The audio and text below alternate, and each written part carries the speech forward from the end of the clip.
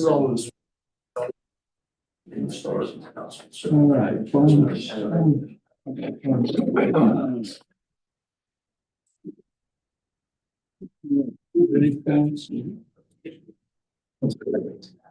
At this time, I'd like to call the order the 10 February 2025 Jackson County Commission meeting. I'd like to say thanks for everyone being here tonight. And we do have a number of items on the new business portion of the meeting. And we have several items for discussion tonight in our work session portion of the meeting. At this time, I'd like to ask Mr. Henry, our county administrator, please call the roll to establish a quorum. Commissioner Dolly, Present. Commissioner Kennemer, Present. Commissioner Buckner, Commissioner McBride. Present.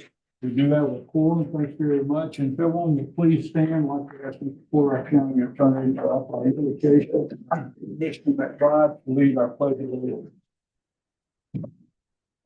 God, our Father in heaven, we look around us every day and see the beauty that you've given us to live in this wonderful county. Thank you so much for that. We're thankful for the winter that we've had. We're thankful for the rain that we're about to have. God, we pray that it will not be too much rain, that we can't handle it. But we're so thankful for those men and the women who serve us every day. That when we do have disasters and have problems, they serve us. The law enforcement officers, the public works officers, people, and everybody that just helps us each and every day. So we're thankful for them and the time that they give to serving the public. Pray that you continue to watch over us and guide us every day. It's in Christ's name we pray. Amen. Attention. Salute. Pledge. I pledge allegiance to the flag of the United States of America and to the republic for which it stands, one nation, under God, indivisible, with liberty and justice for all.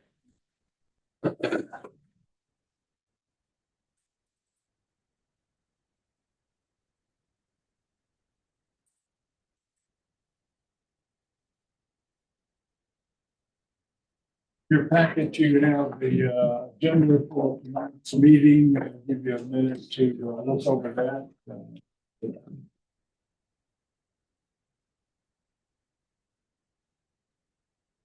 With that, do I have a motion to approve the agenda for our meeting, February the 10th, 2025? Make that motion. We have a motion. We have a second. All in favor, say aye. Aye. Motion carries. Thank you. I don't believe we have any awards or presentations nor public comment for tonight. So we will move into the new business portion of our meeting. In your package, you have the minutes for the Jackson County Commission meeting 13 January 2025. Again, I'll give you a few minutes to look over that. And then we'll take a motion.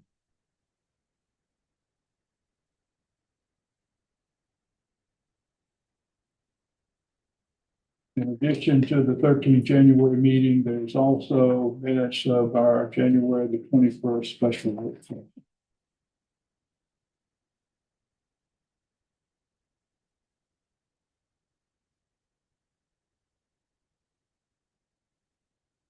Do I have a motion to adopt the minutes from the January 13th, 2025 meeting and work session and the January 21st, 2025 special work session?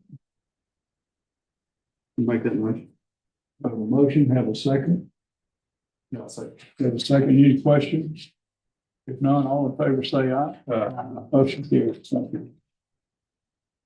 Next item in our new business portion is request for the purchase of a new sidearm garbage truck for our solid waste department. In your package, you have an invoice from Ingram Equipment Company for Freightliner, a 2026 Freightliner truck. You'll notice that some of the items that we started including on these trucks are digital cameras. And also you see the warranty period, 5-year, 150,000 miles on the engine and 5-year unlimited on transmission warranty. Price quote that we have from IEC is $365,438. Do I have a motion to approve the purchase of the new sidearm garbage truck for the solid waste department? Make a motion. We have a motion, have a second? Second. We have a second. Any questions or discussion? If not, all in favor say aye. Motion carries. Thank you. Next item that came up in our work session at our last meeting was a recommendation from our solid waste department to start charging a credit card fee to the business accounts for solid waste. In your packet, or rather, from that discussion, and let me turn it over to Director Skipper to just a real quick summation of that request. Yes, please.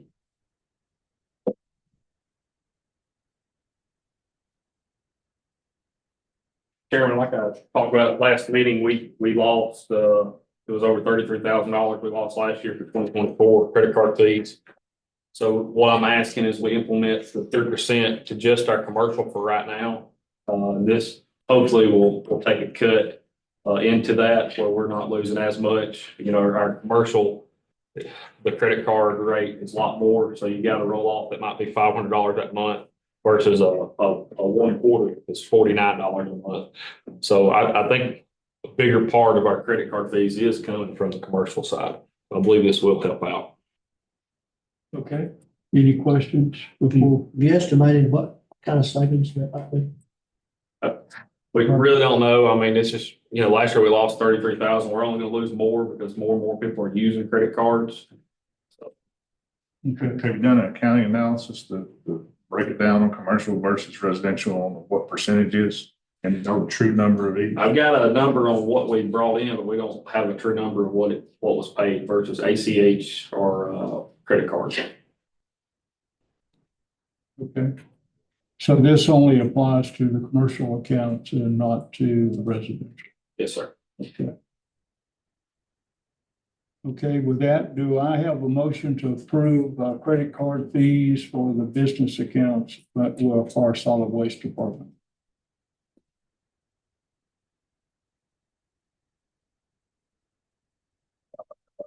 Okay, we have a motion. Do I have a second? Second. We have a second. Any further discussion, questions? If not, all in favor, say aye. Aye. Motion carries. Thank you. Okay. Thanks. Next item on the agenda is a request to approve the surplus and sale of Kenworth per the proposal that we have from JM Wood Auction.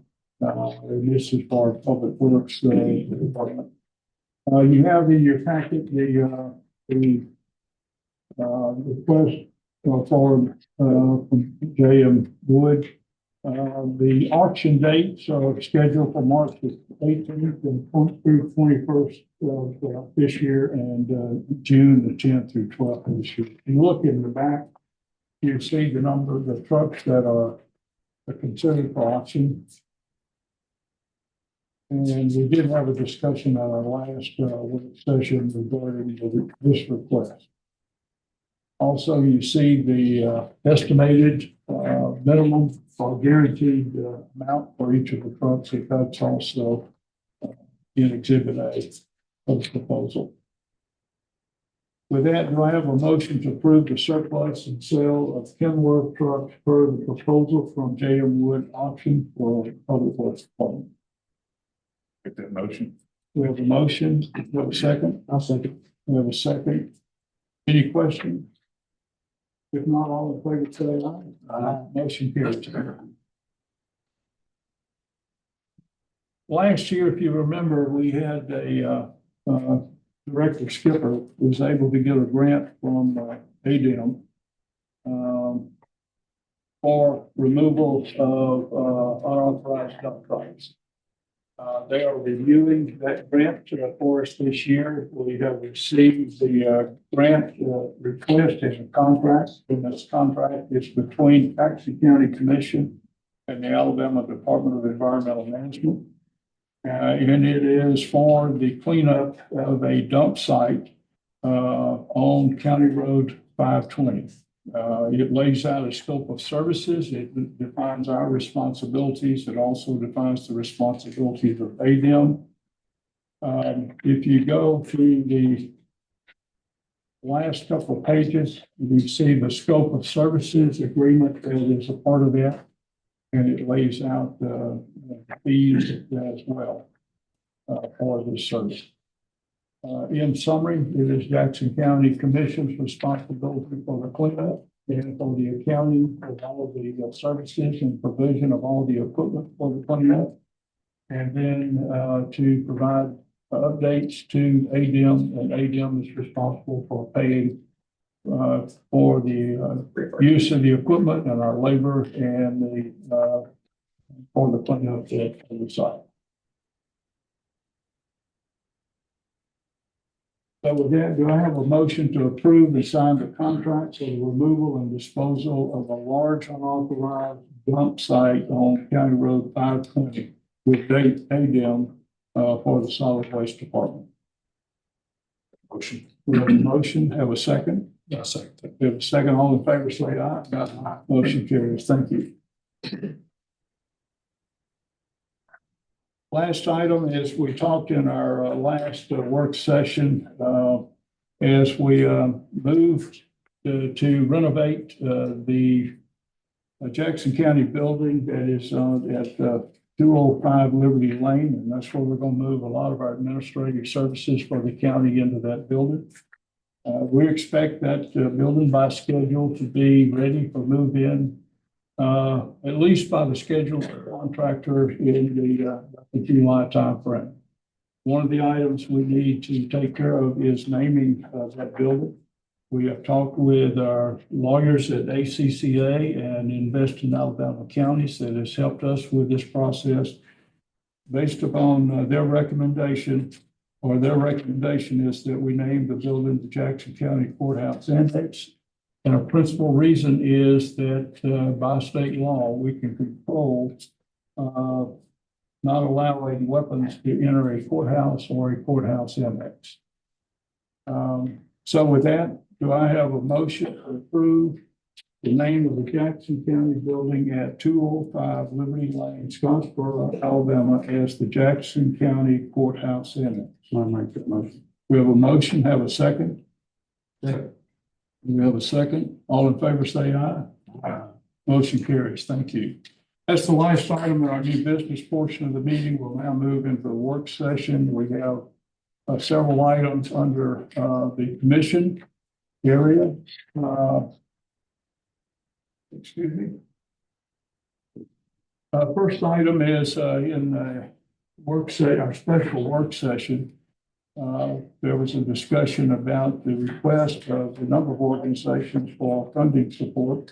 And the recommendation that we establish a set of criteria and an application process and a way to evaluate those requests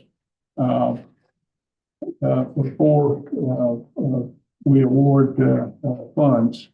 In your packet, you do have a recommendation that first defines what areas that we're able to provide funding for, and those include, number one, it has to serve a public purpose, and it has to benefit all the people of Jackson County. And it's promote the general welfare and the economic development of the county. And the areas that include supporting educational and cultural programs, improving public infrastructure, promoting public safety and health, economic and industrial development, and supporting outreach and social services. With that, I'm going to turn it over to our county administrator, who has worked to put together an application form and certain data that is required, and also he has put together a grading form for us to use as we evaluate these requests. So, Mr. Hammond. So in your packet, it's just a sample advertisement for what we post on Facebook or the commission website, the Thornton County Courthouse. Then it goes into just an application that gives you a lot of detail on who's asking, what their project is, how much they're requesting, the scope, the time frame, just critical information to help you as the commission determine, what program to support. And then in the back is a rating rubric, as discussed in the special work session. There was a warrant for a grading rubric, so this was put together. I would recommend, let's look at the questions that we're asking for and the information we're asking for and see if there's anything that we ought to consider in addition to those items. One thing in reading that I feel that is fair is we're asking for an end date of when the project's going to be done. And so I would like to have a submission of a proof of spending the money by within a certain number of days after the project is complete. So if they're saying we should be finished June 1st of 26, then within a month, 2 months, whatever, they should be able to provide us with, here's the receipts for what we spent the money on. I think that would help your accounting, and it would help reinforce that what we're spending our money on, or what we're giving our money to, is what the money's spent on. We may also add that you have to do that before you apply for another grant. Yeah, that's a definite. Yeah, so they're not stacking. Yeah, I might get that done. I would recommend that we add to this, but not as part of the justification clearly or grading, but we will require at the conclusion that we get the receipts for the money spent and I recommend for that month, 30 days. I mean, what is normal for that that a person should be able to collect that kind of information and be able to get it back to us? 60 days after an end date would be a fair amount of time to give people to compile the receipts for a project, and I can add that as a number 5 for the supporting documentation as a reporting requirement in that list of Very good idea. I would also suggest we have it here, but then whenever we issue the check, there ought to be a form there that states that their requirement is to provide those items at conclusion. And I personally would like a report back to the commission in the form of presentation. This is what we do with the money. This is how it's benefited. Maybe pictures. Yeah. I mean, not some overboard, just reporting back just what we did, and so how we spent the money. Because I again, this is not our money, this is people's money. So I think it would be a good affirmation of this is what we chose to do and this is what we got in exchange for.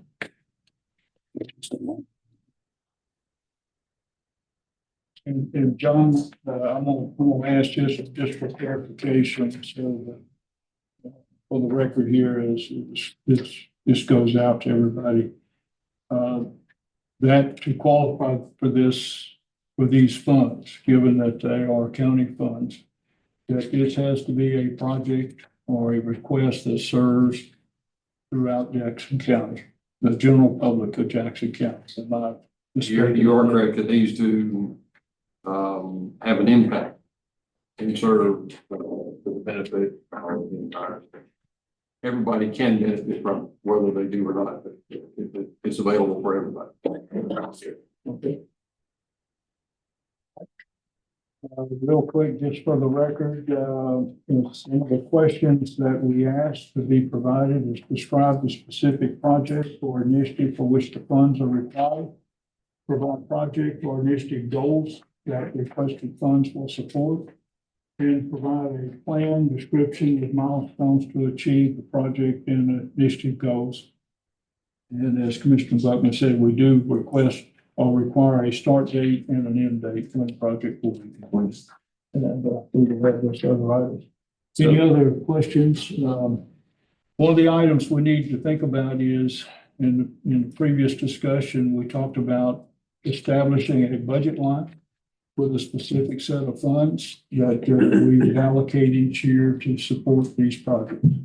And that then we would, that would be the extent of the amount of funds that we would allocate to these requested fund requests each year. So since we're a ways away from the budgeting process, are we looking to start this in the new fiscal year, or is this something that we can set an arbitrary money now because we'd have to use? We had a discussion last meeting that we do see, as we always budget, we budget, more funds in terms of revenue than our expenditure projected budget. And we have seen some increase in funds that we're getting in on some of those fund budget items. There would be some money available. I guess the question would be, how much of that would we want to amend the budget with to start it this year? I think the other question we may want to ask, and this is put it out for discussion, we may want to set a date that we would have any request in so that we're viewing all requests at the same time to make a decision on what we're going to allocate rather than individually as they come in. So I'll ask County Administrator just some thought on an allocated amount, or do we want to wait until we have the next discussion or to take a look at our funds? Depending on, if just what the number you all have in mind, but I think at the special work session, we had discussed and we would be in a good shape to provide up to $50,000 in support relating to these types of projects for this year, based on where we're at now. Another, if I may, like the other day when those gentlemen came in, they said, well, any amount would be helpful. Let's say somebody applies for a grant, let's just throw a number out there, 5,000. And we didn't have that in budget to give them that. Would it be an all or nothing, or could we give them half of what they applied for? Would that be something, maybe it's in there?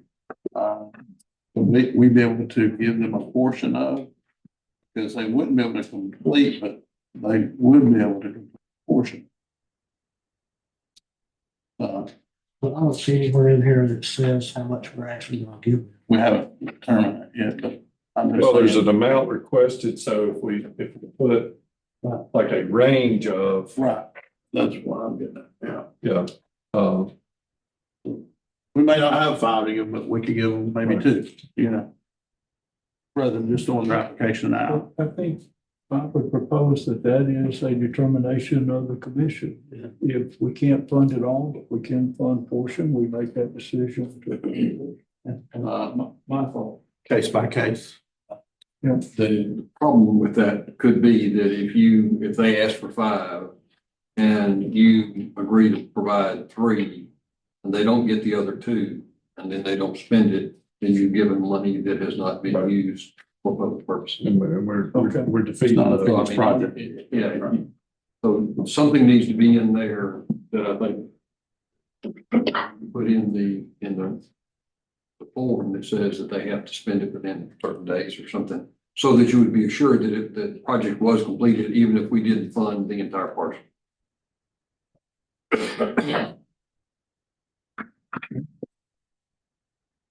To add to this report, I think in the amount requested currently, switch that to a range of, allowing it so that they can put a minimum amount of what they would need to be able to complete the project, and then a maximum. That way, if they request 5,000 and if they don't receive at least 2,500, but the commission decides only 2,000, well, that would make that present in the application versus going through the process, grading, deciding, saying here's 2,000, but then not being able to complete. Well, I mean, you may be remodeling something that comes in stages or building in stages. So if you could complete a stage, it wouldn't be a complete project finish. But if you could show that portion is complete, then I think that would that not be sufficient if you could show where the money was spent and completed that portion? Just a question for you. If we have a limit, we established a budget amendment to allocate to the budget $50,000 as suggested. Do we want to put a maximum amount of money that a request can be applied for? We could have a request come in here for 35,000 and eat up a lot of money. But so wide open discussion here. So because you made me think that if they request $10,000 and we allocate 3, how do we grade completion? Well, How can they complete the project? one thing you could do would be to conditionally approve the 3 upon them showing evidence that they have gotten an allocation from somewhere else for the balance. So they do have the entire amount that they need. For instance, if they're going to build a new fire hall somewhere and they need $50,000, be more than that. But if they needed $50,000 and you said 10, then they have to show that we're getting the other 40 from somewhere else. Okay. So they conditional. I suggest that throw out that what we do is we have to do another round of working this form and bring it back to the commission next meeting with what we have recommendations to do. Okay. All right. Okay. All right. With that, we'll move to the next item. Eastern red cedar. There is a tree in the front yard of the courthouse, is the way I will explain it. That was put there, I believe, in 2016 as to be used as a Christmas tree. I think it was about 7 feet tall when it was put there. And it has grown to the size it is now. We're not using it any longer for Christmas lighting. But we need to take a look at removing that tree. The primary reason is we're working the renovation of the courthouse and repairing the roof and the guttering and the downspouting systems. The piping of the system that carries the water away from the courthouse, from the front of the courthouse, is completely clogged. And we're going to have to lay a new trench with piping to be able to do that. And the only location we're going to be able to do it, since it's on the that side of the courthouse where the tree is, that we're going to have to do that, is going to in effect go right under the root ball of this tree. But I also wanted to check with Lynn Washington, who is registered forester with the Alabama Forestry Commission, and to have him come take a look at the tree, and then also with Donna Greer, and Donna is chairperson of the Scottsboro Tree Commission. Lynn did come and take a look at the tree. There is an email that we have received from Lynn regarding his recommendations, and it says that he's inspected the eastern red cedar tree, and the tree is starting to die. It is in fact already the tree has a dead top.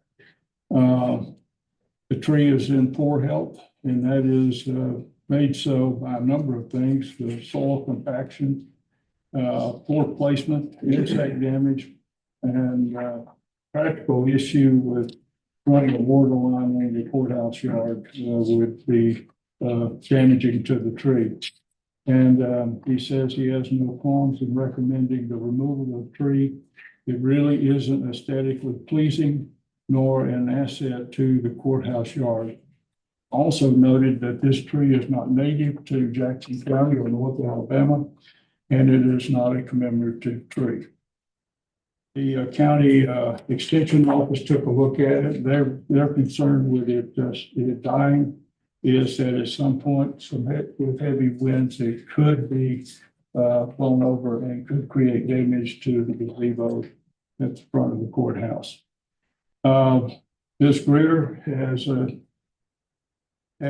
stated that it was a great summation of the issues with the trees and the recommendation on removing the tree. Says we never like to see a tree come down, but in this instance, it is certainly for the best to take the tree down. Large issue for us is to complete the renovation of the courthouse and take care of that, because the tree does need to be removed. So this is the recommendations that we have received. I would propose that we put this on the agenda for our next meeting to vote. But let me ask, are there any questions? Okay, with that, we will put this on the agenda for our next meeting. There is a picture, by the way, and you can see the area of the top of the tree that is starting.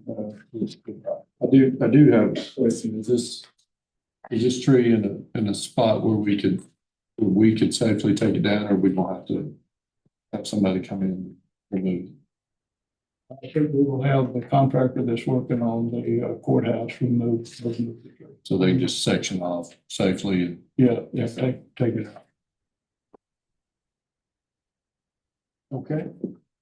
Next item that we have on our work session is we've been requested to provide a resolution regarding probate judge pay, a resolution regarding that.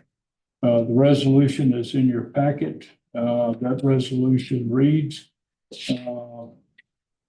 a resolution in response to the request of the Jackson County Legislative Delegation to support a local act to increase the compensation of the Jackson County probate judge. Whereas the salary of the probate judge of all counties in the state of Alabama is set by the legislature pursuant to 11-2A-2 Alabama Code, and whereas 11-2A-4 Alabama Code provides that the legislature may, by local act, increase the compensation of local county officials, including the probate judge. And whereas the Jackson County Legislative Delegation is proposing to pass a local act to increase the salary of the Jackson County probate judge beginning 1 October 2025. And the delegation has requested that the Jackson County Commission support the Jackson County Legislative Delegation's effort to pass such a local act. And whereas the Jackson County Commission believes that all public officials and public employees should be reasonable and fairly compensated for the services they provide to the citizens of Jackson County, subject to the appropriate funds being available. Therefore, at the request of the Jackson County Legislative Delegation, the Jackson County Commission does hereby resolve to support the proposed local act increasing the annual salary of the Jackson County probate judge in such an amount as the legislative delegation may deem fair, equitable, and appropriate. I would propose that we put this on our new business portion of the agenda for our next meeting. Any questions, comments? Okay, with that, we'll move this to new business next week. Next item is Sheriff's Office and the county park, but it is boat dock cover and lift. And so, Doug, I think you have a quote in I here. know the sheriff furnished y'all a quote. Yes. Okay. We do have it in the back. Everybody have this quote? Okay. We requested quotes to cover approximately 600 square feet to cover one of our uncovered boat slips for the sheriff's boat, search and rescue boat that's coming soon. And between the two quotes, you can see there, we had one from Jackson County Commission, we had one from Scott's Construction, and the sheriff has recommended that we choose the Jackson County Marine quote, which is the lesser quote. The quote includes covering the open slip and installing a boat lift in that slip so that they can lift that boat out of the water. Okay. And funds for this, ARPA, ARPA, ARPA money already set up. if we had approved this. I think up to 30,000. Yeah. Was the approval. Okay. Any questions? Okay, now you don't need this approved immediately. This will hold until next meeting. For us to approve it. Let me ask for any questions, comments? Okay, not, we will put it on new business for the next meeting. Next area is public works. We have 3 items, and so we'll turn it over to our county engineer, Mr. Jonathan.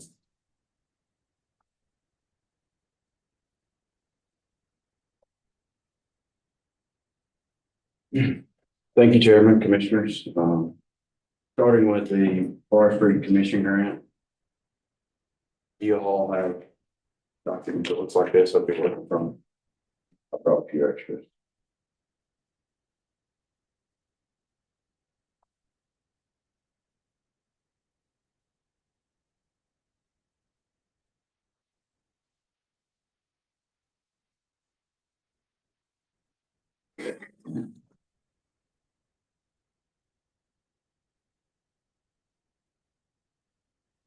We were made aware of this opportunity mid to late January about a situation that applies only to county commission development.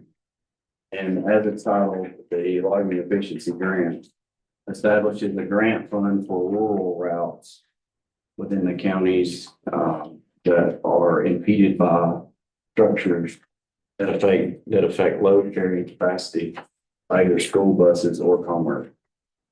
With a primary focus, obviously, as it's supported by the Forestry Commission, to routes that entertain a lot of logging traffic or activity. And so there are particulars that accompany this grant, which we would qualify for all of the items. But what we wanted to present to you is a recommendation and explain a little bit about our project choice on what led us to that recommendation. So the maximum funding amount is $400,000, and the match to be considered by committee would be whatever is offered by the entity applying for the grant. So essentially, the higher the participating funds by the entity would carry weight in selection, as well as other criteria.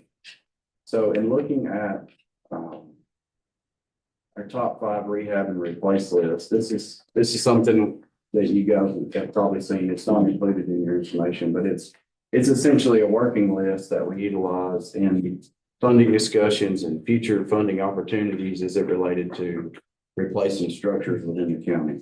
And this would apply to bridge structures as well as bridge culverts. So as you all know, with our top 5 rehab and replace, we are eliminating a lot of those candidates by way of the grants that we're already involved with. So the list that we look to for this opportunity, we quickly narrowed down to price that would be near the 400,000 mark, considering our involvement and the other things that we have committed to, as well as what other structures were there for replacement or what other structures were there that are better candidates for rehab versus replacement. So to quickly get to it, County Road 107, there's a short bridge on that route that was in our top 5 rehab list. There are replacement structures that were listed in our top 5, 3 remaining after the grants that we're involved with now that were either too large or too expensive that would extend well beyond the 400,000 in replacement. And so in part of our replace options, we had a short list of 107, 39, and County Road 53. County Road 107 was eliminated because of the hydraulic capacity required and the fact that it would actually lend itself better to rehabilitation versus replacement. County Road 39 was eliminated due to the skew, the construction, the way it's constructed now is with a skew. So that replacement structure would have to copy or actually be longer. So it's going to extend us beyond the 400,000, but its size is what landed on the short list. And that left us with County Road 53. So that's a structure that was constructed in 1932. And you have a photo, or should have a photo that what we sent to. The current load posting is at 15 tons, which arguably could allow a school bus to cross, but that's about it. So, but this is in Big Coon Valley, which leads to a lot of the wildlife management area as well as private holdings that perform a lot of logging in those activities. So I think we could gain support as far as industry focus would be on that, which is also a component of the grant criteria. And then part of the last information you have in your packet is a detailed cost estimate. So I'll talk a little bit about where we land with that. I've mentioned a couple of times about our participation with the other grant programs, which would limit in-house abilities to perform this work. One of the criteria is a 2-year time frame to perform the grant if awarded. So we would look to contract this as a full replacement and leave the option of cast in place or precast structure to replace 1932 culvert that exists there. This estimate should account for all those expenditures. And at the bottom, you'll notice that the subtotal is $455,399.75. Below that is a line item for 5% E&I, which would be an in-kind contribution at $22,769.99 for a total of $478. So that funding breakdown, that would put us in a position to where we are approximately 80-20 match, counting our in-kind E&I service, which we would handle the design, solicitation, advertisement, award, and then manage the project from an engineering and inspection standpoint. So those costs are eligible project costs, and in-kind contributions are eligible for the consideration of the grant criteria. And that puts us down near the grant amount, but not over obligated, in my opinion, considering everything else we have on our plate from a grant perspective. With the in-kind, I just want to make sure I understand, with this price and being able to, with the in-kind, would there be an additional, fee for us to pay as a part of our 20% match? So the in-kind would just be in-house. It would be all in-house expenses. It wouldn't be something the county would have to contribute up front, or we would guarantee those funds, but it wouldn't be a payment necessarily. It would just be our work as it progresses. And then we would be able to apply for reimbursement for that. So Okay. that 22,769 would come back to us in the form of reimbursing our own expenses. The 55,000 could be looked at as an actual county expense. So something we would have to pay out. We have a bus that goes across there. School bus. Feel certain we do. Especially on the items, descriptions. I may not see it, it may be worded different, but there's not, safety rails. Pardon. Yeah, so that's a good question. So the culvert would be built at a length, so where we would have our shoulder and then a recoverable area in the clear zone. So when we replace these, we go to the length where guardrails are not required. Yeah, so you're talking about preform coming in, so what would be the work schedule, all things maximum? They show up, they demo the bridge, get it prepped for the next one coming in, drop it in, and we're rolling on it. What's that going? So it'd be a minimum of months, even if precast was the option chosen, but there would be a workaround as far as a detour. So it would basically just be a temporary road that's built around the work that's going on. It would surprise me from the contract route if precast is chosen over cast in place. So I would probably assume it would be cast in place and it would be longer than months, but they would have the temporary passage. That was my next question. So there is an alternate route that will be for the residents to be emergency vehicles, buses, that type. So there's no alternate route. They would construct a temporary detour around the site. So that's gonna be one lane and probably shorten to the length that one lane, they would self-control that. It would be signed appropriately for yield conditions.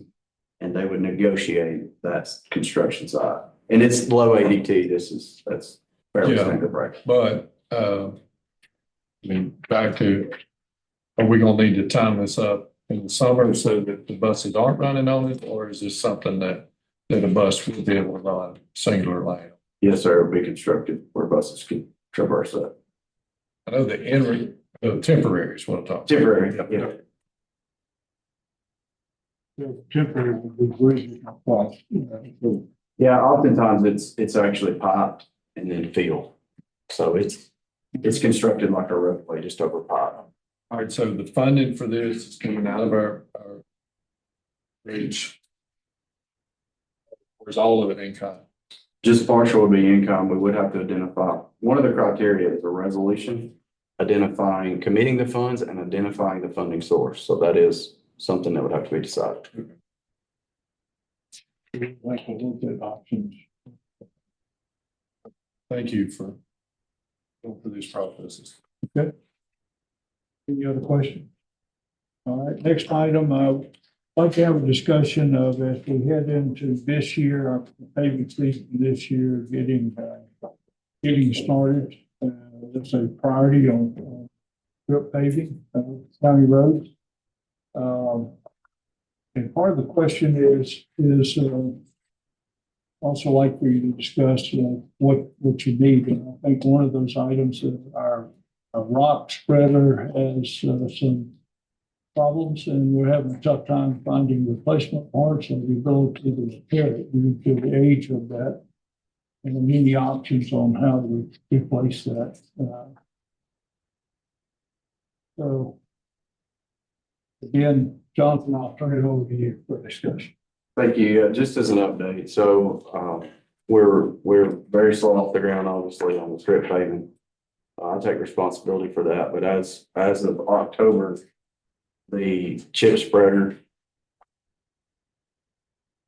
broke while we were strip paving, and it was essentially the control center or the readout.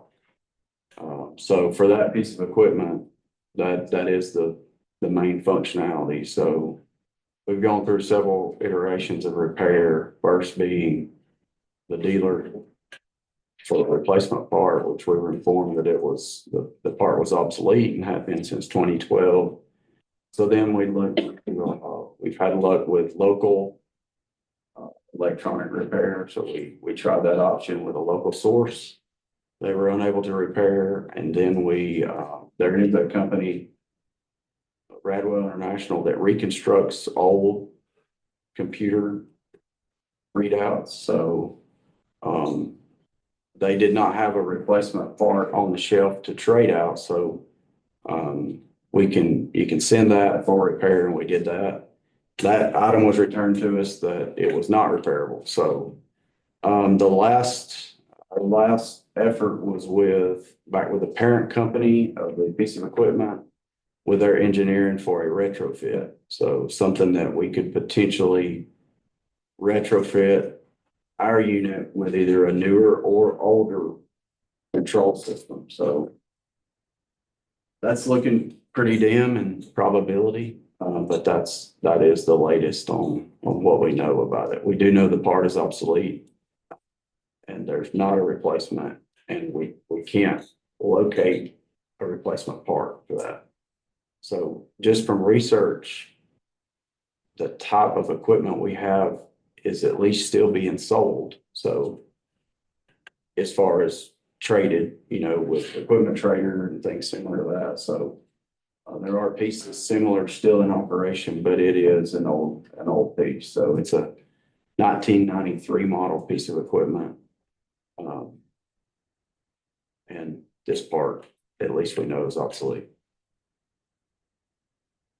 So we had, you and I talked, and there was an option that is possible for us. It gets away from the chip spreader to asphalt spreader.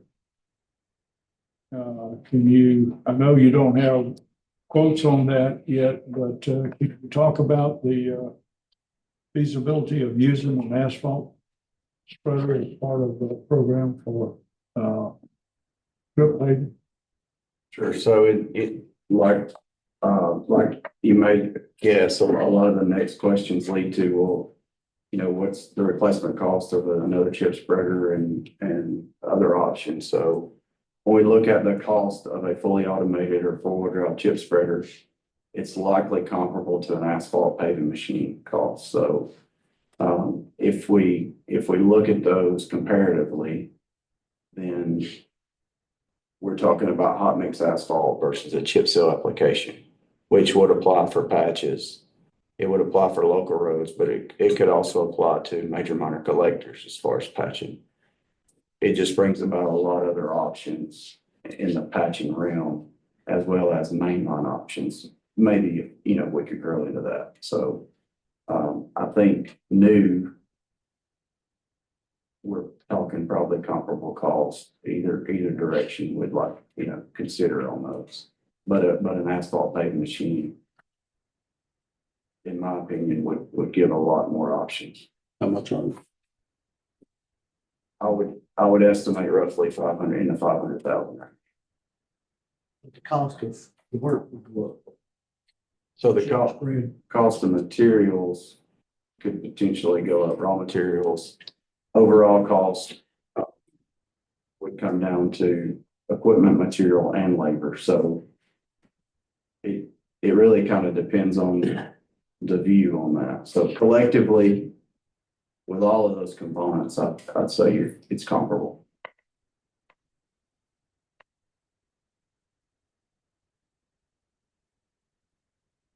So something like this, we discussed the other day, or traded messages on, you know, where there's a strip paving possibility. Would that asphalt spreader, would that allow you to more quickly get in there? Would it take the same amount of manpower, same number of hours? I mean, I know you said it's roughly the same as far as the cost.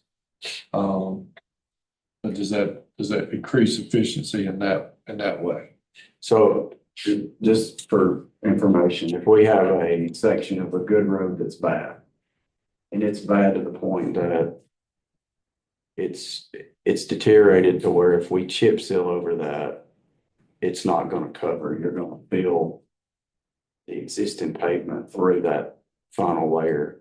Then we are left with reclaiming that section, much like when we prepare the roads for resurfacing on chip seal. So that's going to have to be reclaimed or ground up, the existing pavement, and that's going to become base material. Then that base is going to have to be reprofiled and recompacted. Then we're going to have to stage the different sizes of aggregate that are going to go back over that base section. And each one of those layers is going to have to be applied to that section. And that application process is going to include the asphalt distributor and the chip spreader laying that mat of stone over that. And then that's repeated for however many layers. So it's typically 3 if we're all the way down the base. Versus if we're talking about hot mix asphalt, then it's literally 2 tie-ins at each joint. That section of material removed, small section of material removed, and then the length of that patch is if it's rough and there's holes, some of that may have to be bladed off. The holes will be filled, and then it would be patched over with something like about a 220-pound or 2-inch mat.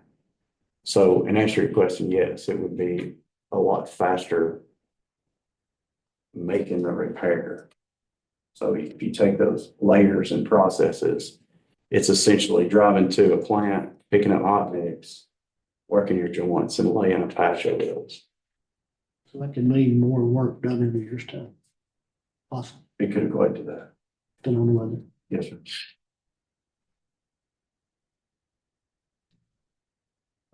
Any other questions, comments? We don't know money. Just rough order of magnitude. That would be my guess, but I can work on that for sure.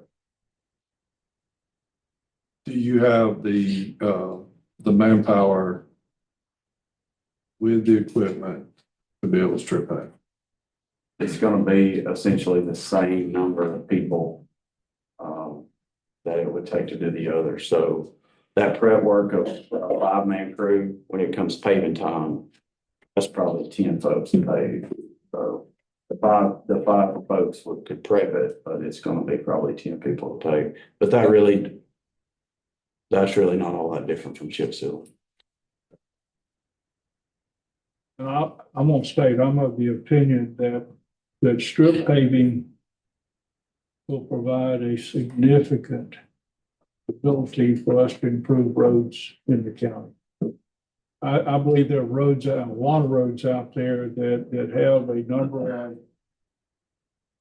40, 50, maybe a quarter mile of road, that if we can solve those problems for those roads, we're gonna make a big dent in some of the issues that we have with our roads in Jackson County. And I believe we need to make, personally, in my thought, we need to make strip paving a priority as we move into this paving season. And dedicate a crew to do that. Certainly, we've got to do the prep crew. Full local road programs we have. We got 9.5 miles of roads to do this season. We got some other road projects coming up if we get through the grant application, not application, but agreement process, and that could start this year. And I think this year's effort, and maybe the next couple of years' effort, is strip paving is a major part of that, and should be a major part of that. Maybe even is a priority of a crew over mowing and food mowing and those things that we get on with paving. But that's my thought. We really have no choice in what we're doing. We're not getting headway or getting anywhere now. Our machine's been down since October. We've approved strip paving virtually 2 years ago. We've not got any headway with it. So I'd like for us to instruct the engineer to solicit pricing on the machine to see how we can allocate funds. Got to move that in forward direction. Asphalt. Asphalt hot beds, yes. I agree. I think when we talked about this the other day, one of the options, we have a lot of 4-mile roads in Jackson County, half-a-mile roads. Take an asphalt machine and that becomes an option for us to completely take care of those. I'll throw out one that we get calls on all the time. Webb's Drive. It's on the strip paving. Yeah, right. Yeah. So, but anyhow, so the recommendation is we get pricing on that, and then we have a further discussion and look at funding for that.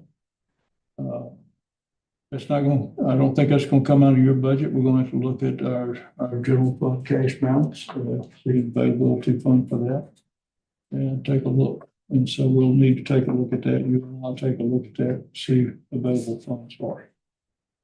Okay, anything else there? I'd like to ask real quick, the next item is the local roads. I know we got 9.5. We talked about it before. Getting started with the prep process and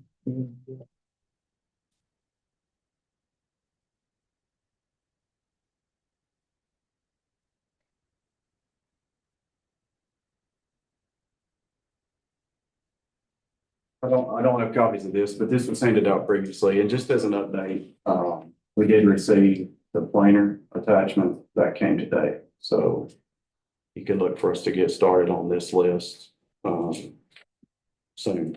And I didn't hear any negative feedback or implications with the order that was presented. So we talked about kind of the reasoning behind some of the suggestions on this, but we had 220 as number 1, Barnett Circle is number 2, and then the working district 1 following that. So without any objections heard. This is the way we'll plan. And like we mentioned before, if we need to have a discussion about why or, what our thoughts are, please reach out. But that did come today, so we will be getting started soon. So we'll follow that with what, 54 District 2? Huh? We do. I'm sorry. No. Yeah, you. Yeah, so 54, and some of the others weren't highlighted. And as you probably recall, 54 was full depth reclamation, which is gonna go with the same timeline as County Road 42. So that both of those processes were planned for both of those routes. And that is a annual bid holder contractor performed activity. So This spring. that's spring. So as we receive that contractor for 42, we'll turn on 54 to get that full depth reclamation performed there. Okay, any questions? Real quick, 38, and got up there today, for the work done on 38 with the paving. We've got a few more things to do. You got a comment real quick on paving there? Yeah, so paving is not complete. The top section through the slides, those two maps were pulled. There's some discussion still on one of the maps about quality that we have some concerns with. And then there's patching still to be done on the lower section. So that's the rough places that we're going to patch to get us through until the potential grant work that's planned later. So those items remain, as well as guardrail before traffic can be released, and then striping will follow that. But that can be after traffic, obviously. Okay. Any questions? While you're there, how about 93? Where we at? So this week actually is an on-site meeting for contractors and subcontractor with our prime. We know we're under a March deadline for the clearing, so that's going to be a topic of discussion, as well as mobilization and the 3 different sites as far as logistics on how that'll be worked. The on-site meeting does not necessarily mean a start date, but we know we'll see clearing before the end of March. So looking at a March begin work technically, but I don't know that it'll be dirt moving at that stage. Okay. Anything else? If not, that concludes all items in our work session for tonight. With that, we'll move to reports from the staff. County engineer, anything else? Nothing. Let me ask you anything else from anybody? Judge, anything? No, sir. All right. County attorney? No, ma'am. Okay, we'll move to comments from the commission, District 4, Commissioner McBride. I'll say thank you to all our county employees for the hard work they put in. Great job on stopping on 38. I was able to just check it out. Appreciate all you do, and y'all be safe. But one other thing, keep the new tech family in prayers. A friend of mine, he lost his son, car accident. I think he's 34 years old, but it's his kid. District 3, Commissioner Bucks. Yeah, I want to echo Commissioner McBride's comments and sentiments. In addition, we've got some potentially large rainfall in this week. Hopefully, we're better equipped than we were the last time this pattern set up, so that we won't have the consequences of the slides that we had before. But I do want to encourage people in front of your property, if you can remove limbs, leaves, debris, garbage out of your ditch, the ditches will flow a whole lot better when there's not anything there. And that keeps it from going over the roads and creating worse scenarios. I know it's maybe too late because I think it's supposed to start tomorrow, but every little bit helps on something like that. So just part of each of us giving back and doing our part. Thank you. Okay, District 2, Commissioner Kinlan. Appreciate all the hard work everyone's doing. I know you don't get recognized enough. You wonder, but we see you. Appreciate what you do. District 1, Commissioner Bell. I'll just echo Chairman. Appreciate your hard work with all the county employees and working on the projects that we move forward.